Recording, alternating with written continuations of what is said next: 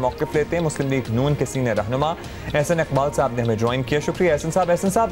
नैब कवानीन पर तरमीम अपोजिशन का बड़ा मुतालबा रहा है और अगर हुकूमत इस पर मान ही गई तो आप इतनी सख्त शराइत ले आए हैं कि एक बार फिर डेडलॉक हो गया है, तो क्या इस मौके पर कुछ लचक दिखाई जानी चाहिए थी?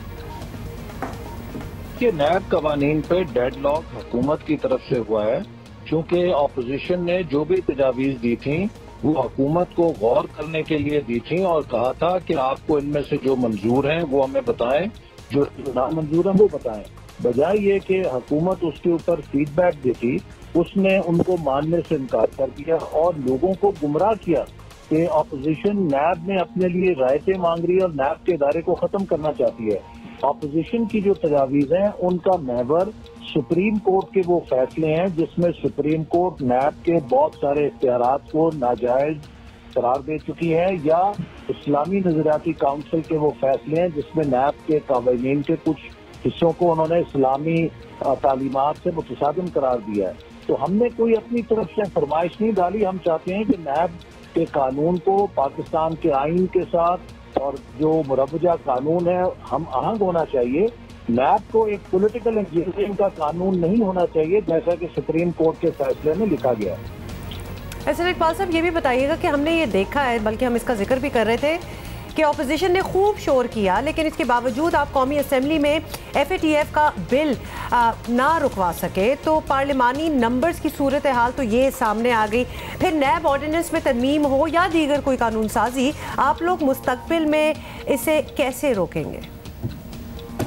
देखिए, इस वक्त हुकूमत के पास कौमी असम्बली में अक्सरियत है और वो अगर किसी कानून को बुलडोज करना चाहे वो कर सकती है, और यही वजह है कि एक ऐसा कानून जिसके ऊपर शायद इत्तफाक राय भी पैदा हो चुका था, हुकूमत ने उसको पार्लिमानी मुरवजा कवायद के मुताबिक मंजूर कराने के बुलडोज करने को तरजीह दी, जिस पर फिर अपोजिशन ने एहतजाज किया।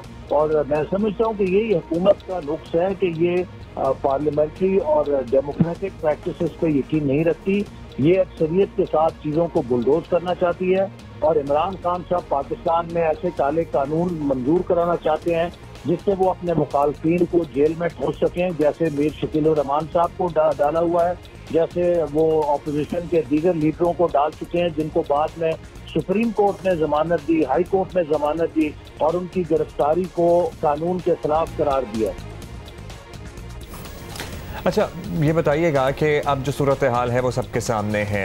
अब FATF का बिल आप नहीं रुकवा सके हैं, अब पार्लिमानी नंबर्स की सूरत हाल आपके सामने है, पार्लियामेंट का मुश्तरका इजलास होना है। क्या अपोजिशन के पास ये ऑप्शन है मौजूद कि हुकूमत की बात तसल्ली से सुन लें, कुछ उनकी मान लें, कुछ अपनी मनवा लें, ताकि कोई तो हल होना है इस डेडलॉक का? दरमियानी रास्ता कोई नहीं निकल सकता है एहसन इकबाल साहब?